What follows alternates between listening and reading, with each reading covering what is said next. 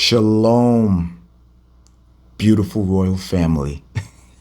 Giving honor and praise to the Most High God for the reading and the understanding of His word. And you beautiful royal family, we are back. I missed y'all so much. I really, really did. I missed my beautiful royal family. I missed y'all so much. I really, really missed y'all. I am so happy to be back. Before we begin, please allow me one moment. YouTube, checkmate. Family, it is my honor and privilege to introduce to each and every last one of you our brand new home over at MikeMaliss.com. Yes, we are saying goodbye to YouTube. Goodbye. And guess what? We will talk about it on the premiere of our brand new home. I'm going to save it until then. But let me just say this. When things get rough, we don't cry over spilled milk. We don't do that. Kings, we take charge, we build, and we fix what has to be fixed. And that's exactly what I did for this family. No more are they going to dictate what we can say. No more will they be able to limit the word of God. Never again. Because now we have our own. And I'm so proud to call that our new home. Digitally. But now, family, it is time to start working on our physical home. It is time for this family to hit the next stratosphere. We're on another level now. And as King Yada loves to say, new levels, new devils. All that other nonsense is left behind us now. Because now we're not going forward, we're going upward. That's the destination. That's the destination. To the eyes of the Father when it comes to this family. That's how it's going to be. That's how it will be. And let me tell you, family, I am so excited for what's coming for us. I am so excited. So just to let y'all know the plan, we're going to stay here on YouTube, I would say for at least the next 90 days, because I want to start the migration process to get everybody off of here and over there. So what we will do, we will still continue to give them our content, but we'll give it to them after we're done with it. That's when we'll do. You'll get it late. And I don't want to go too much into it now. We'll talk about that on the premiere when it comes. So just expect, family, we will not be staying here. We will be moving into our new home. I will set the date and everything for it, but we're going to start the migration process to get the hell up out of here. Now, family, please open your Bibles to the 1611 King James Version Bible with the Apocrypha. We are going to be reading from 2nd Esdras 7 tonight. And we are going to start off our comeback with the series. We got to start a series. We got to start this series. Because this here is very, very important. As we go through this here tonight, there's going to be a lot of reality that's going to be brought in front of you. There's going to be a lot. And family, please, I'm going to ask you if you can please spare me tonight because I may be just a little bit rusty. I got to get back into the swing of things, okay? But you know, y'all are the best. You guys are the best, and I want to do the best for you, okay? So just please work with me here tonight. I got to get back into the rhythm, okay? But I'm going to get back. All right, so now, 2nd Esdras. Chapter 7, we're going to start at verse 1. We're not going to get through all of this here tonight. We're not. But we're going to get through a good majority. We're going to come to a stopping point, and then we'll continue next week. Okay? Lord willing. Here it is. 2nd Esdras, chapter 7, verse 1. And when I had made an end of speaking these words, there was sent unto me, the angel which had been sent unto me the nights afore. So this is Ezra slash Esdras, the same person. Esdras right now is speaking to an angel of the Lord. It's the voice of the Most High. You know, the Most High, he'll take an angel and send him as a messenger to speak for him. All right, let's continue. Verse 2. And he said unto me, Up, Esdras, and hear the words that I am come to tell thee. So he's telling Esdras, get up, I got to talk to you. And I said, speak on, my God. Let's stop for a second. Do you understand? Esdras is not calling this angel his God. He knows that that angel showed up to speak to the Most High. So the angel is only a third party. And Esdras knows that he's speaking directly to the Father. How jealous should we be today? I'm going to start it again. Verse 3. And I said, speak on, my God. Then said he unto me, the sea is set in a wide place, that it might be deep and great. But put the case, the entrance were narrow and like a river. So to put the case means like, well, in the case or as the case, right? So here it is. But put the case, the entrance were narrow and like a river. Who then could go into the sea to look upon it and to rule it? If he went not through the narrow, how could he come into the broad? Stop. Now, wait a second. Do you see what this is talking about? Right out the gate. Right out the gate. The angel of the Lord, and of course, it's the Most High talking. And he's looking at Esdras. He's saying, well, hold on, let me ask you a question, Esdras. How in the world can anybody go through that narrow? Because we know that the narrow is painful. We know that that narrow path is the one where we take the most hits. It is the most closest. So let's just picture this, right? Let's just say that you're walking down the aisle and there are two guardrails right here.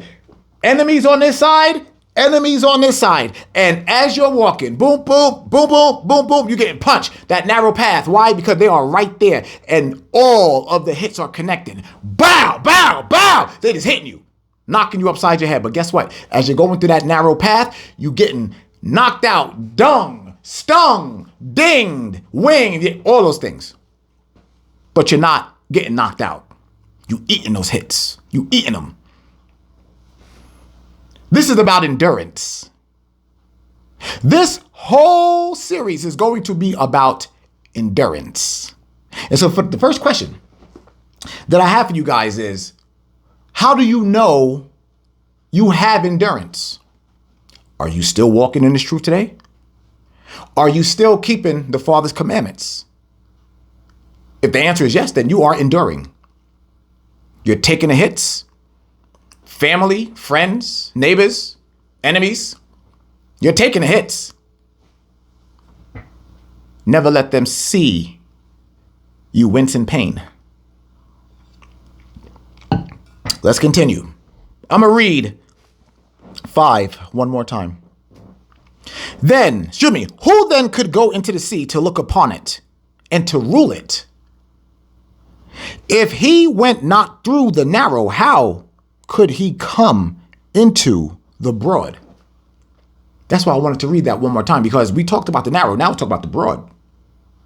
Because as you're sitting there, ding, bing, wing, sling, ching, as you're going through all those things, when you come to the end of the narrow path, broad, you have to go through all of this to get to that. But you gotta walk through it.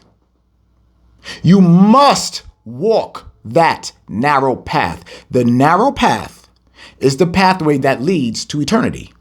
I need y'all to understand that, because Christianity has ruined the narrow path with their nonsense. The narrow path means pain and suffering.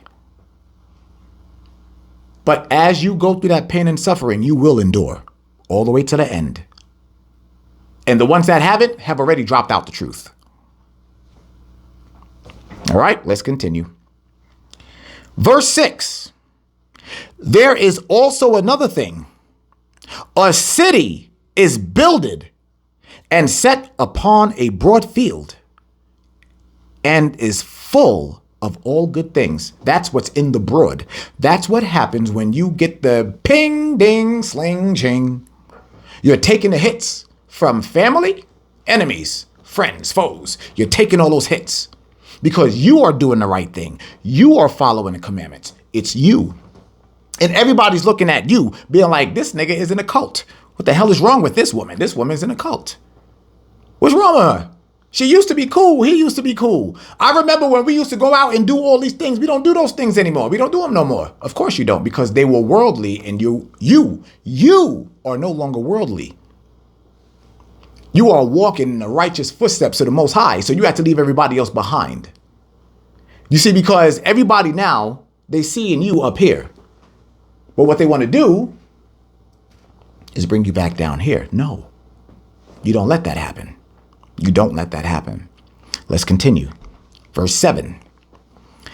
The entrance thereof is narrow and is set in a dangerous place to fall, like as if there were a fire on the right hand and on the left, a deep water, just like I said. Now, do you see why the Father did that? Now, first and foremost, when we talk about the very first reference of the narrow path, we can find that in Genesis. How and where do we find that in Genesis? We find that in the story of the Red Sea. Because remember, we talked about this a long time ago, but on that side, you got the side right here, you got the side right here, just like the scripture said. I'm going to read it one more time. The entrance thereof is narrow and is set in a dangerous place to fall. So the Father's letting us know that there is pain. This is danger when we're walking through that narrow path, like as if there were a fire on the right hand and on the left, a deep water. So now let's deal with the deep water real quick, because deep water was the water that was spoken of with Moses. You see, because if you went either way, you were going to drown. You were going to die. You had to stay on that narrow path and get all the way through. You see, the narrow path was already foretold. Moses spoke about the narrow path. And then Yahushua came and spoke about the narrow path. And now when that path comes to an end, because we're all walking through it right now, but for others, right here, you see, we dealt with the water, now we can deal with the fire. You see, because in the end, it's the fire that's coming. But do you see how the Father kept it between the two elements from the water and the fire, right? Okay. Y'all see that, right? Let me ask y'all a question. Why were all of us, because it includes me too, why were all of us, when we were in Christianity, we were always so beaten up? You know why? Because they never trained us. We went and watched a performance. We never received the instructions to enrich our lives. We were never given the law. The pastors were robbing us every Sunday, not only of tithes, but of our time, our spirits, and our eternal lives. It's personal. They tried to kill us. It's personal. And Creflo Dollar, I did not forget about you. I just want to make sure I remind Israel, because there may be some things that's coming up that you may not see here. You just may find it on the news. So, this is a race, family. And in this race, the only way that you are rewarded is when you cross the finish line. And it's not only one person. It's not only one camp. It is going to be a multitude of the 1/3. I just have to start breaking down some of the Israel strongholds that a lot of these so-called men have over the people. Y'all understand that? Somebody understood what I just said. Let's continue. Let's run this race. Let's do it. All right. We left off at verse 7, right? Verse 8. And only one path between them both, even between the fire and the water, so small that there could but one go there at once. penguin walking up in there. It's not a lot of people, family. The multitude of the 1/3 will go through, but the 2/3 will never see it. They at their broad gate right now and they loving it. Verse 9. If this city now were given unto a man for an inheritance, if he shall never pass the danger set before it, how shall he receive this inheritance? You see, family, again, is letting you know, first and foremost, you have to go through this narrow path. You must. This is a race, family. This is a race where you will be tired until the end. You see, most people, once they start getting tired, they just fall. Oh, I can't do it. You were never meant to. Because my brothers and sisters are still enduring this race all the way to the end. You were never trained in Christianity. Do you know why? Do you know why? Because they are not allowed to teach you that. You waste, or they waste their time going there every Sunday. Go up there to get filled up with air. And by the time they leave, it's already dissipated. The Christian has no substance. They have nothing about them. That's why they are the absolute most ridiculous people on this planet. They are the most miserable. They're never happy. Every time you see them, they look like they're putting on a performance. Every time. Oh, glory be to God. Shut up.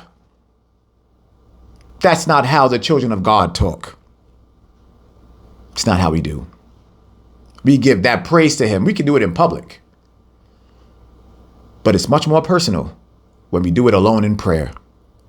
Idiot. All right, I'm going to read that one more time. And one only path between them both, even between the fire and the water, so small that there could but one man go there at once.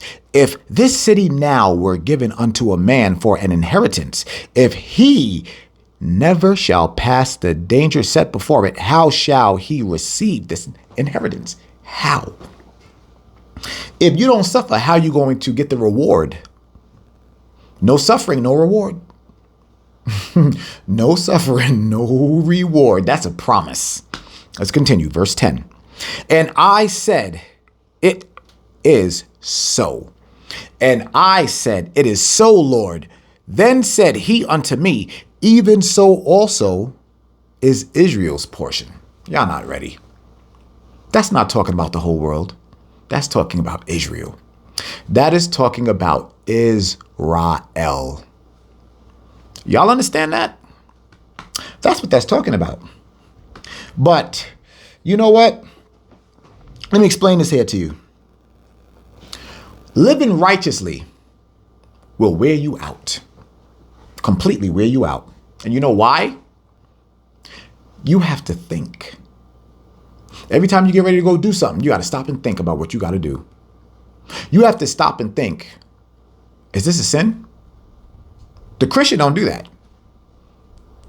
Not at all. Because the Christian believe that they can do whatever they want to do. The Christian is taught that they don't have to follow any commandments. The law is done away with. It's easy for them. It is so easy. But let's continue. Verse 11. Because for their sakes I made the world, and when Adam transgressed my statutes, then was decreed that now is done. You see, the Father took this all the way back to Adam. Why? Because it's Adam's fault that we are in the conditions that we're in. You see, most people right now, there are many of you right now that are saying, no, it was not Adam's fault. It was Eve's fault, because Eve is the reason why sin has entered the world. Does the scripture say that? 100%? Absolutely. But for every last one of you that make that ridiculous statement, you're wrong. It's Adam's fault. Why is it Adam's fault? Because although Eve introduced sin into the world, Adam was supposed to be the person to get rid of it, and he didn't do that. he partook of the fruit, which made him even more guilty, because what Adam should have done was slap that fruit out of her hand, grabbed the serpent, brought him in close and said, you see her? If you ever talk to her again, I'm going to kill you. Beat him and sent him on his way. Adam did not do that. Adam failed. Adam dropped the ball. So for all of you effeminate men that want to continue to say that it was Eve that introduced this to us, you're wrong. She introduced sin into the world, but Adam is the reason why we are still living in the conditions that we're living in today. Man up. Man up. No excuses. Man up. It's our fault, and we got to fix it. All right? Let's go. Verse 12. Then were the entrances of this world made narrow, full of sorrow and travail. They are but few and evil, full of perils, and very painful. Can I read that one more time, family? Because many of y'all didn't get that. Because many of y'all think that being in this truth is a cakewalk. Y'all think this is easy. Let me read this one more time. Then were the entrances of this world made narrow, full of sorrow and travail. They are but few and evil, full of perils, and very, very painful. The Most High made sure we understood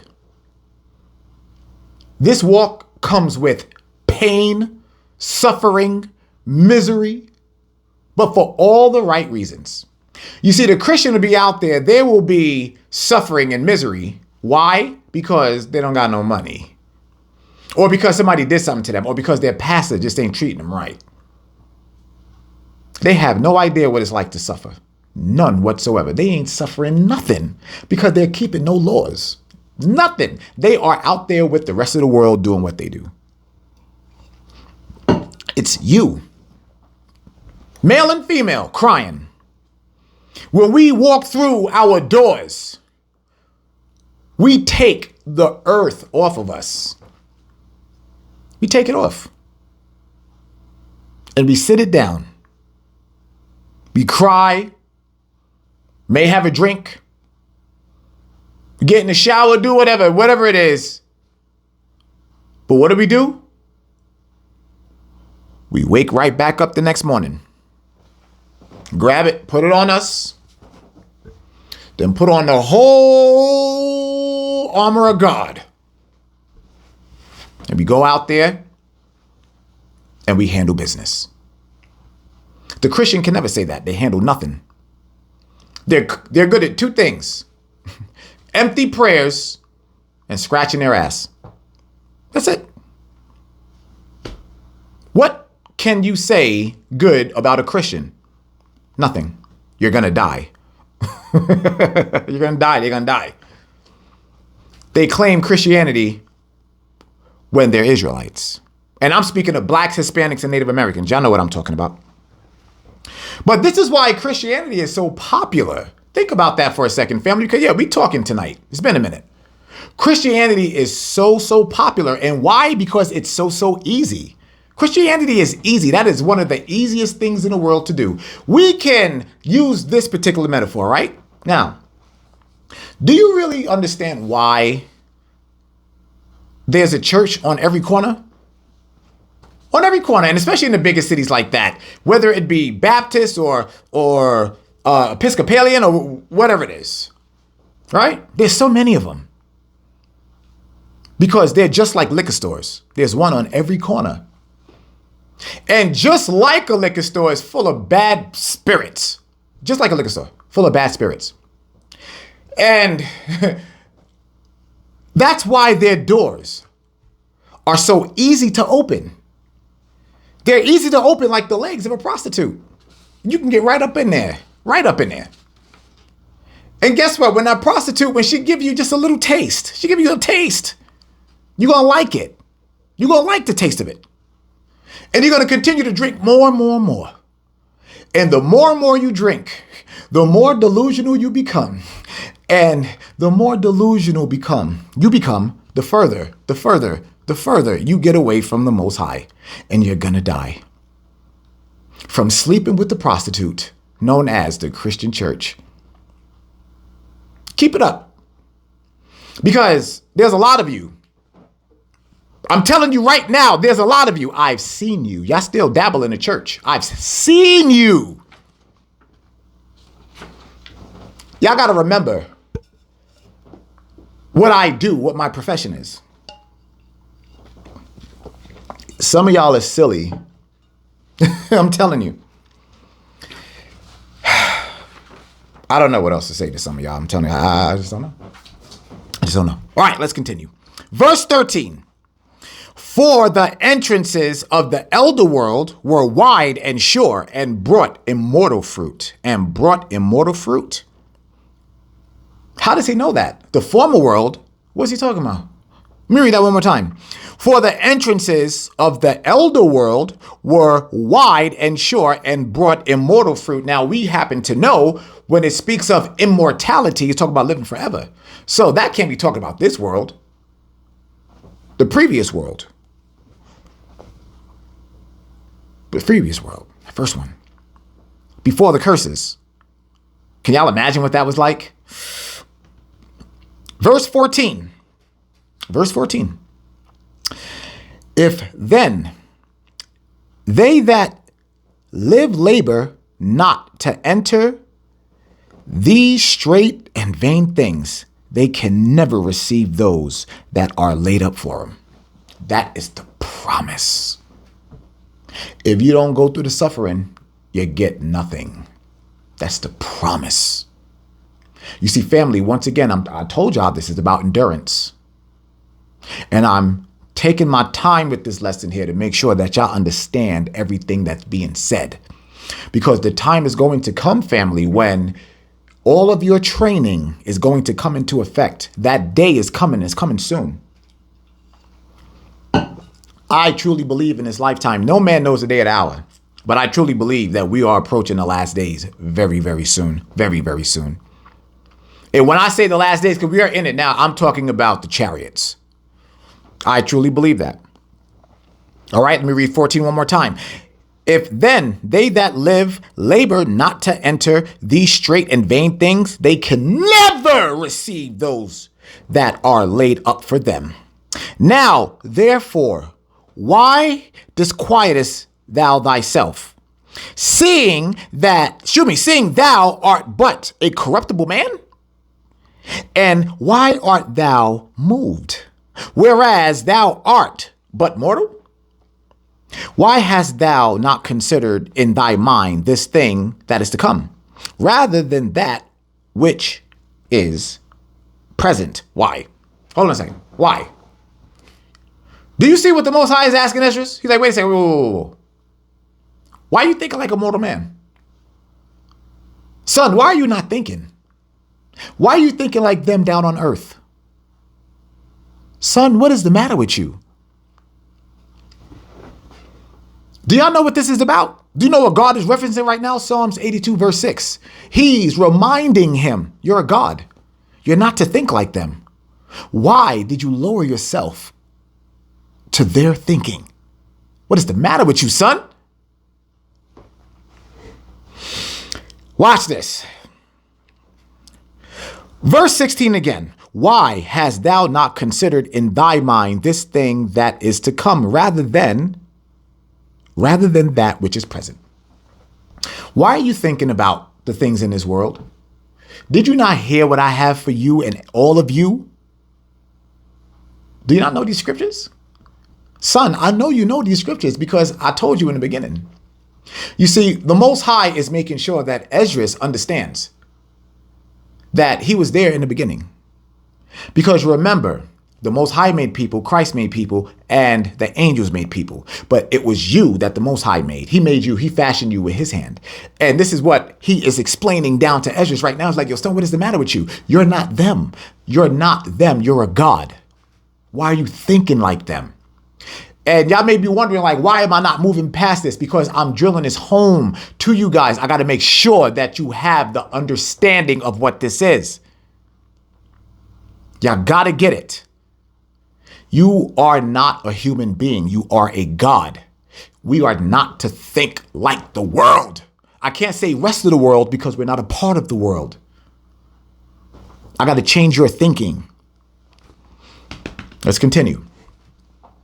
Then answered I and said, O Lord, that bearest rule, thou hast ordained in thy law that the righteous should inherit these things, but that the ungodly should perish. Nevertheless, the righteous shall suffer straight things and hope for wide. For they that have done wickedly have suffered the straight things and yet shall not see the wide. There's an issue happening right now. Woo! So now, and this is Esdras, and this is the type of man that Esdras was. I got to explain that to y'all. Esdras was a righteous man. Not only was he a righteous man, he was a caring man. Because what he's saying to the Most High right here, he's saying, so wait a second, are you saying just only the righteous, only the ones that keep your law is going to get the kingdom? They're going to get all of that. What about everybody else? What about everyone else? What about the ones that are suffering down here? Esdras was thinking about everybody. But I want you to see how God responds. Watch this. Verse 19, and he said unto me, there is no judge above God, and none that have understanding above the highest. So now, I'm not sure if y'all understood that, but the Most High just checked him. He said, boy, it ain't nobody above me, and if a damn sure ain't you. There's nobody above me. That ain't none of your business. That's none of your business. Watch, you see. Watch this, verse 20. For there be many that perish in this life, because they despise the law of God that is set before them. For God have given straight commandment to such as came, what they should do to live, even as they came, and what they should observe to avoid punishment. Nevertheless, they were not obedient unto him, but spake against him and imagined vain things. So what is now the angel saying here to Esdras? He's saying, first and foremost, nigga, you should have watched your mouth. All them people that you're talking about, they were never designed to receive the kingdom. They are designed to break the Most High's laws. The very same way you are designed to keep them. Again, many of y'all think that y'all did all this on your own. Many of you believe that you heard the truth and then you made the decision, oh, I'm going to start keeping the law. No, that's not it.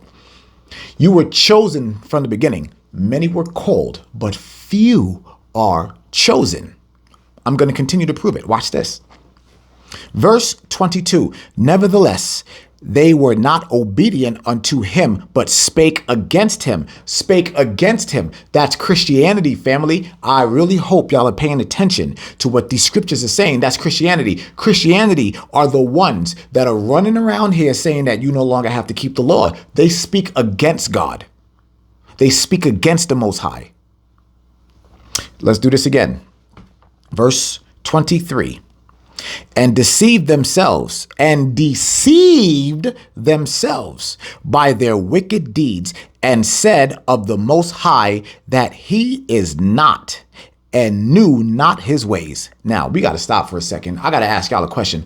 Do you think, male or female, do you think you will have the balls to tell God that he's not God? No, thank you. Nope. God said, not me, not my opinion, the word. God said they don't keep his commandments, and they were never meant to. They're going to die.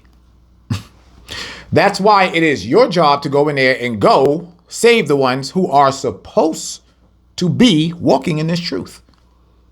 A lot of y'all miss y'all assignments because you're lazy, you're lackadaisical, and you're a coward. That's just the truth. You can get mad at me all you want to, but that's just the truth.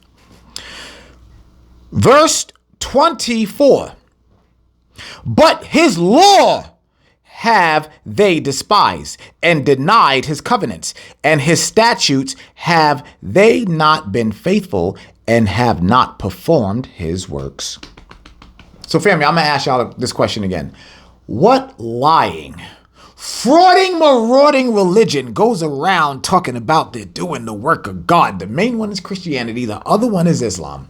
They're not doing the work of God. I'm sorry, but they're not. They're not.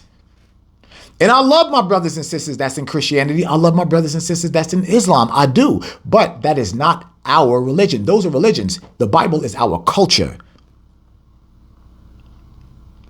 And people have to understand this because, for one, I don't respect those religions, but I respect the people.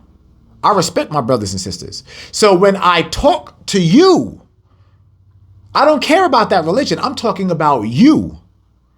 When I am communicating with you, that's me saying, look, brother, sister, this is where you're supposed to be. Now, it's your decision if you choose not to go there. Just like every last one of you, the very same thing applies to you when you're out there talking to people.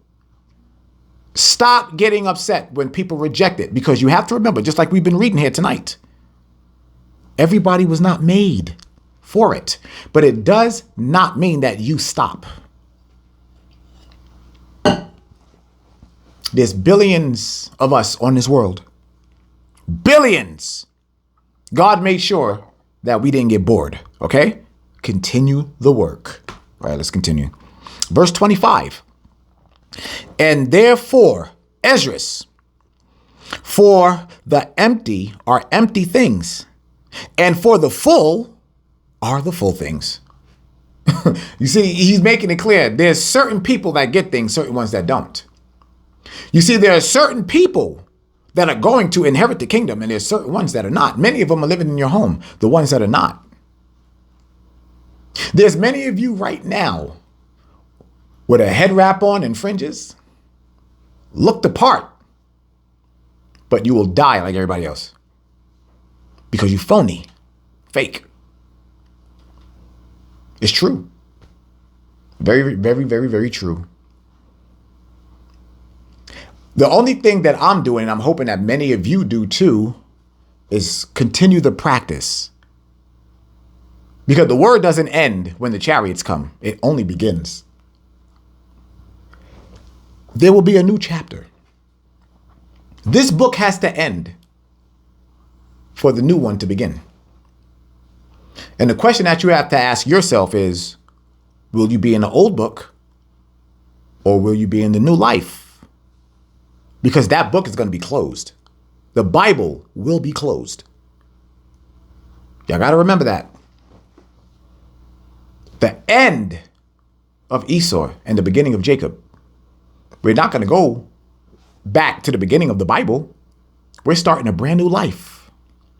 But we got to get through the Bible. We have to get through that journey because we're still living in it right now. The living, breathing book. All right, let's continue. Where we left off at, family? Where we leave off at? All right, right there. Verse 25. We left off there, but I want to read it one more time, though. And therefore, Esdras, for the empty are empty things, and for the full are the full things. Behold, the time shall come, meaning that it hasn't happened yet. It's going to come. It still hasn't happened yet. It's going to come. Behold, the time shall come that these tokens which I have told thee shall come to pass, and the bride, meaning Yahushua, and the bride shall appear, and she coming forth shall be seen that now is withdrawn from the earth. That's talking about Yahushua. Now, this right here, because remember, the Apocrypha is Old Testament. So Yahushua was in the Old Testament too. And we talked about that. We have a lesson on that. But let's continue to get it though. Let's continue. Verse 27. And whosoever is delivered from the foresaid evils shall see my wonders. That's the promise. Whoever is delivered from the evil. Why? We are enduring evil right now. All of this evil. All of it. And the Father's like, after all of that y'all endure, I'm going to give you rest. I'm going to give you joy. I'm going to give you peace. But you got to get through this first. Let's continue. Verse 28, for my son Jesus shall be revealed with those that be with him, and they that remain shall rejoice within 400 years. So let's talk about that there for a second, because that just made me hot on the inside. Let's go back, because right now this is Ezra's talking. And as we know, slavery in Egypt transpired for 400 years. This is how you know we're the same people. Because now Ezra is having that conversation with the Most High, because he understands that he has to remain in slavery. You got to remember, the Most High is showing him a vision. Ezra is seeing us today and what we're going through. This is why he's hurting them so bad. This is why he's talking to the Most High and be like, well, what about all of them? What about the rest of them? And the Most High was like, nigga, mind your business. That had nothing to do with you. You do what I tell you to do. I didn't ask you to have no feelings. I gave you instructions, nigga. That's the biggest part of our problem. We add to what the Most High told us to do. He said, I ain't asked you to do all that. I didn't ask you to open your mouth. I told you to listen. So I want to read this here one more time. Watch this. For my son Jesus shall be revealed with those that be with him, and they that remain shall rejoice within 400 years. There's a lot right there in that paragraph. Those that remain, meaning that everybody else is going to die. Those that remain. You see, when Yahushua comes back, this is talking about the chariots. Those of us that go up with him in the chariots. Those of us that will be taken to wherever we want to be taken to by the other nations. Those of us that remain. You see what it says right here?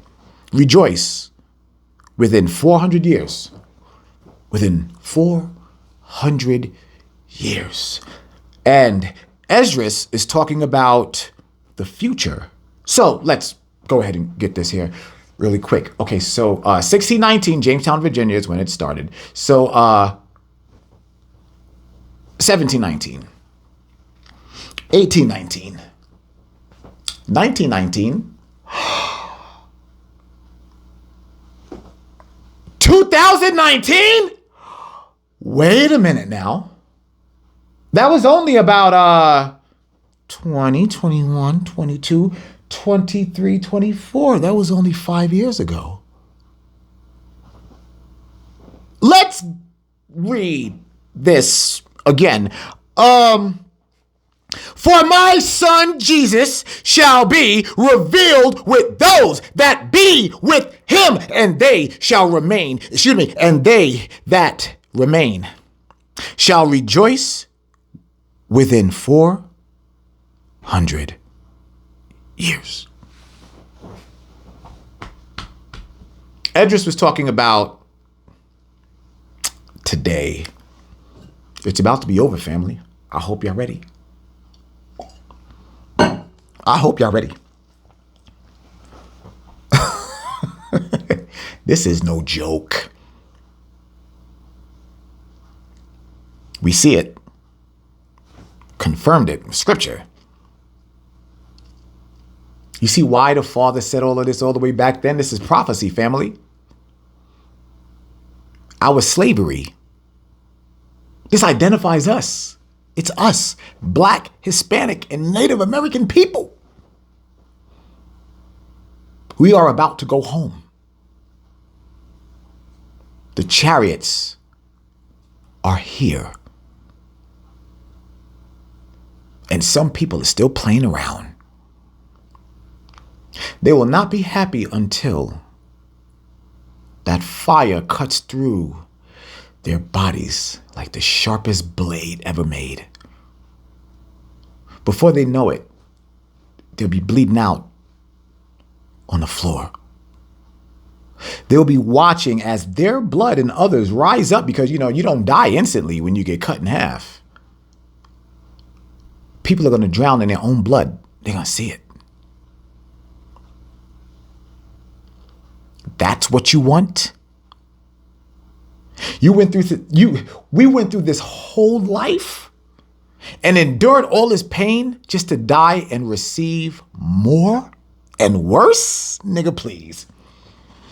Not me. Not I, no, sir. You can forget it. Let's continue. Verse 29, after these years shall my son Christ die, and all men that have life. And the world shall be turned into the old silence 7 days. You see this? So it said that all the other people on the earth had to die. It had to happen after Christ died. That's how you know it's us now. Now. Woo, baby. And the world shall be turned into the old silent 7 days, like as in the former judgment, so that no man shall remain. 7 days of silence, a whole week of silence.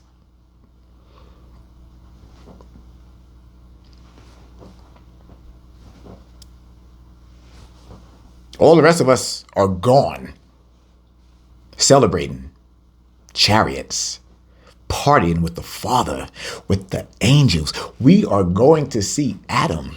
We don't know who Adam is because Adam is here right now on this planet, right now.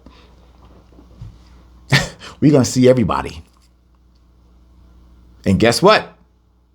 It just may be you.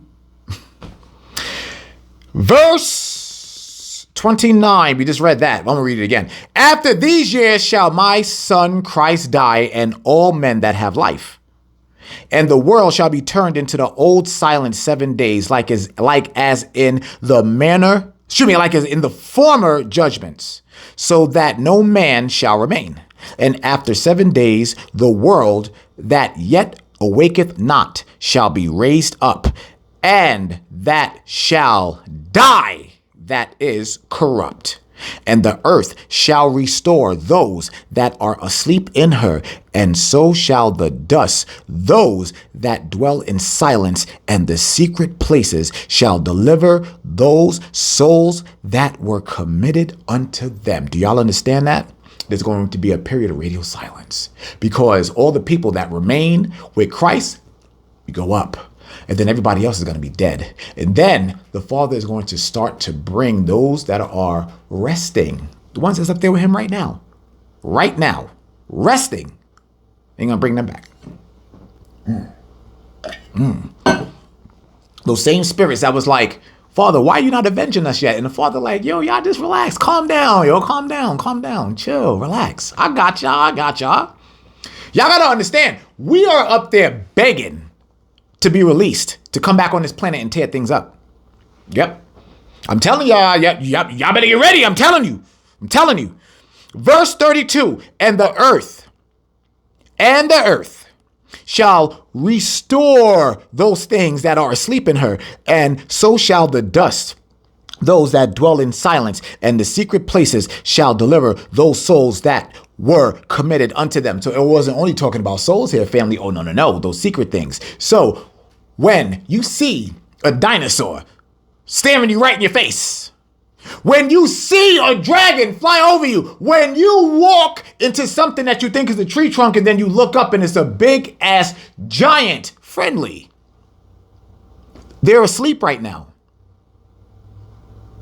Yes, the Father made giants. He made all these things that were so much bigger. We were bigger at one point. And why? Because our oxygen was different. Do y'all remember right before it was 1996 going before then? Y'all remember something called the ozone layer? Y'all remember that? You see, at one time in this planet, everybody thought it was a flat earth. Everybody understood that dome. And there was a whole ozone layer that they said was being destroyed with pollution. There was even a time that science aligned itself with the Bible. Up until right around 1996, 1997, and that's when science exploded. That's when they released the information, because they were doing cloning for a very long time. But they released the information. That's when they started talking about Lucy. And if you remember, from 1996 going forward was the explosion of science, and everything has gone downhill from there. Technology advanced. Spirituality, the connection to the Most High, lessened. Because this white man put technology over everything and made it God. Their God is technology. That's what AI is. Okay. Let's continue. Where we at? Verse 33. And the Most High shall appear upon the seat of judgment, and misery shall pass away, and the long suffering shall have an end. Y'all see that? These things are not allowed to live in the presence of the Most High. That's why you will never experience it. It's like a bully when they see your big brother or when they see your daddy come outside. You see that? That's what's going to be with all of us. The 2/3, they're going to die off. But there is the rest of the nations that remain that we will rule. Whew. And they got to look at our daddy. They got to look at our daddy. And when they do look at our daddy, guess what they're going to see? They're going to see our daddy look just like us. He looked just like us. Yep. Black. Big and black, sit on a throne. We will all see God. It says it right here. Every last one of us. We can't see him now, but we will. Verse 34. But judgment only shall remain. Truth shall stand, and faith shall wax strong. And the work shall follow. And the work shall follow. There's still going to be work done, family. There's still going to be work done.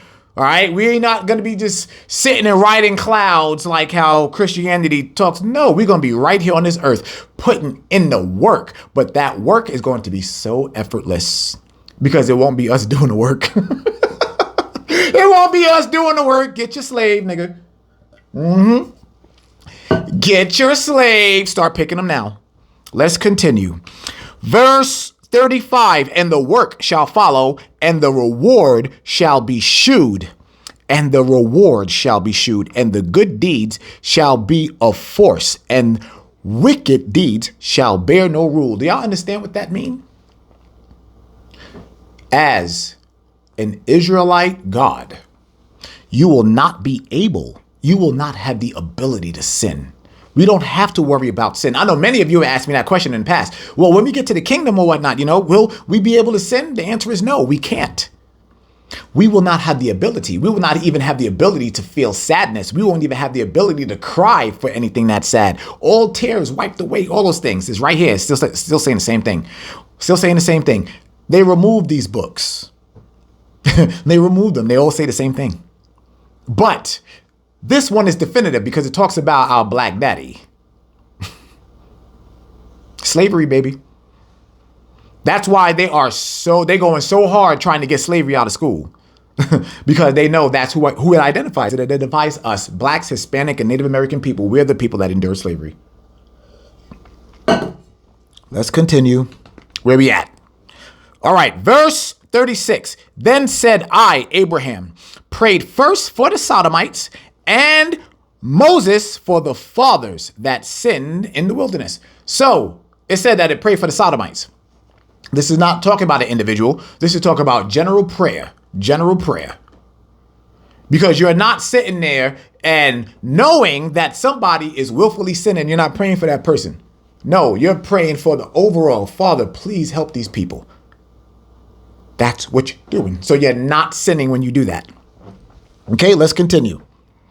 Verse 37, and Jesus after him for Israel in the time of Achan. I got to say that one more time because that just sounds so beautiful. And Jesus after him for Israel, for us, for Israel in the time of Achan, and Samuel and David for the destruction, and Solomon for them that should come to the sanctuary, and Helios for those that receive rain, and for the dead that he might live, and Ezekias for the people in the time of Sennacherib, and many for many. Even so now, seeing the corruption is grown, even so now, seeing corruption is grown up and wickedness increased, and the righteous have prayed for the ungodly. Wherefore shall it not be so now also? Wait a second. What is this second? What is this saying? Let me read this one more time. Even so now, seeing corruption is grown up. Stop. The Most High is sitting here talking to Esdras, right? He's talking to Esdras. And he says this to Esdras.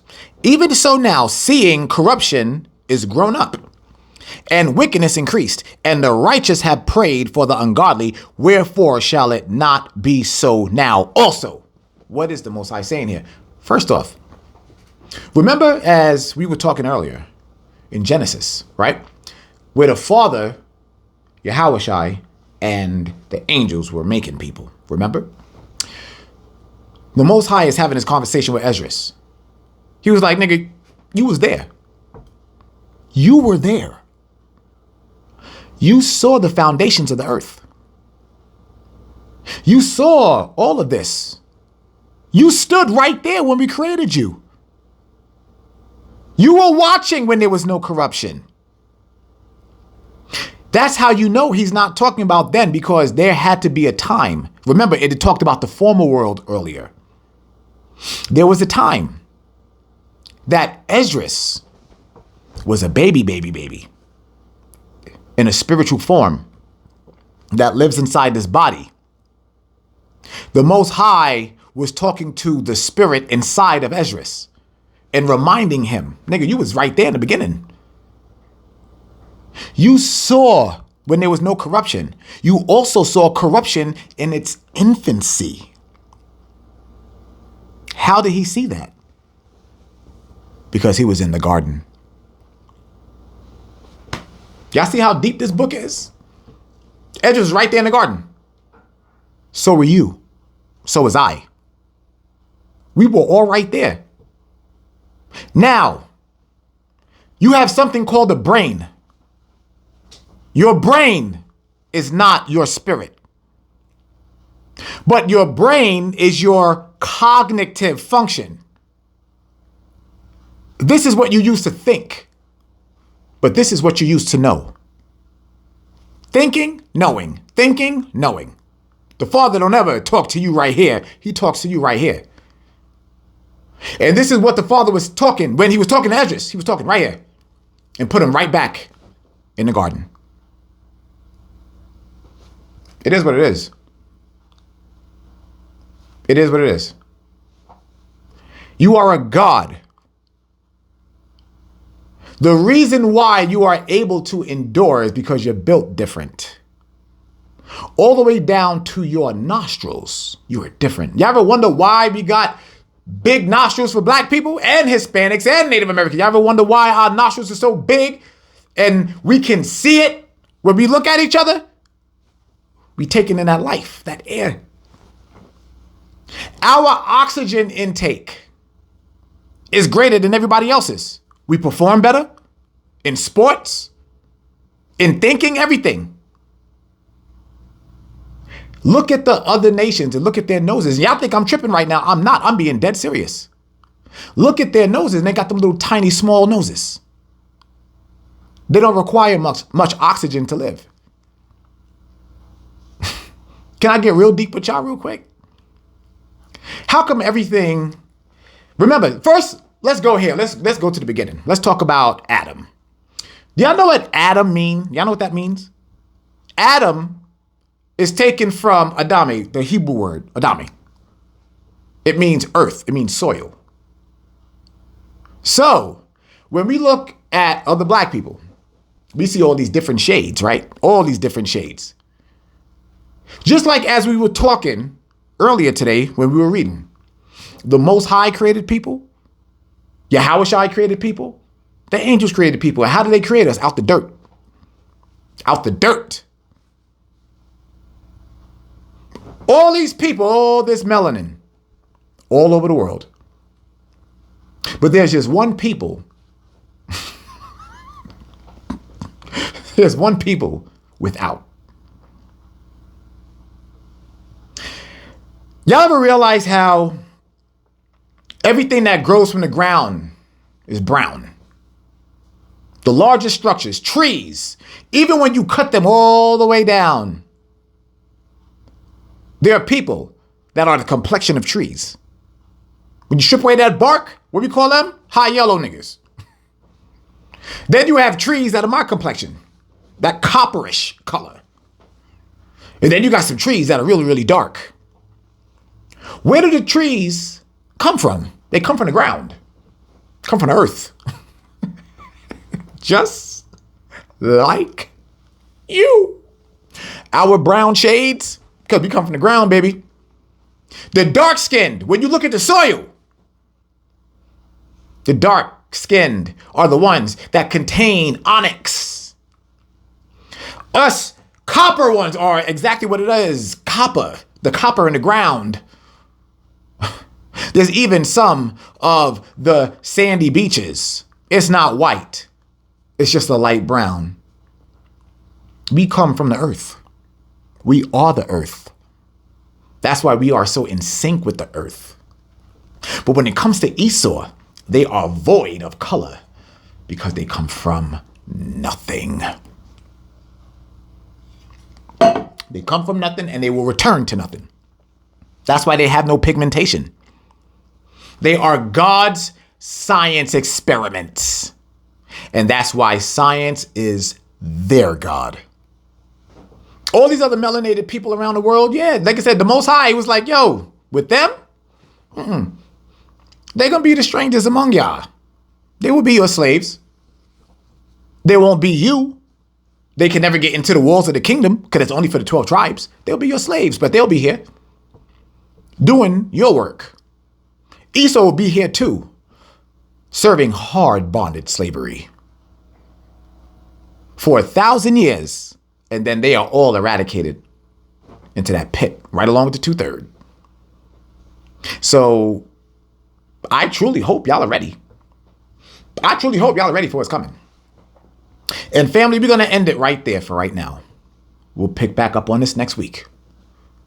But family, I truly, truly hope that this dug into you. We got to stop playing. We're too close to the end to be playing. Because I'm telling you right now, I'm not. Don't call me with your nonsense. I'm telling you right now, don't call me with your stupidity. Don't reach out to me with it. Because I'm going to say this. These 3 words. You know better. I'm telling you. There got to be a point where we cut things off. So bookmark this. We stopped at verse 44. And we're going to pick this back up next week. We're going to finish this out. But family, once again, I got to tell you guys, first and foremost, thank you for everything. Thank you, family.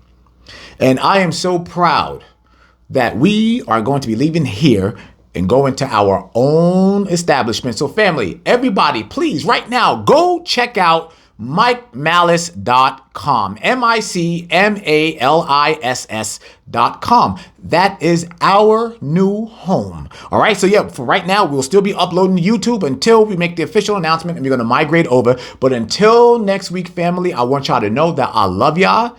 I love each and every last one of you. And once again, I just want to say thank you. And family, please make sure right when this goes off, you go into prayer. Listen to me when I say this. When all of this is over, when this goes off, immediately go pray to the Father. Go pray to him and say, Father, please have mercy on me. Bring me home to your kingdom. Put it in the atmosphere. Let the Father know we want to come home now. Family, I'm ready to go home. Let's go home. No man knows the day and the hour, but our voices, it's time to be heard. And with that being said, Israel, I love you. I'm out.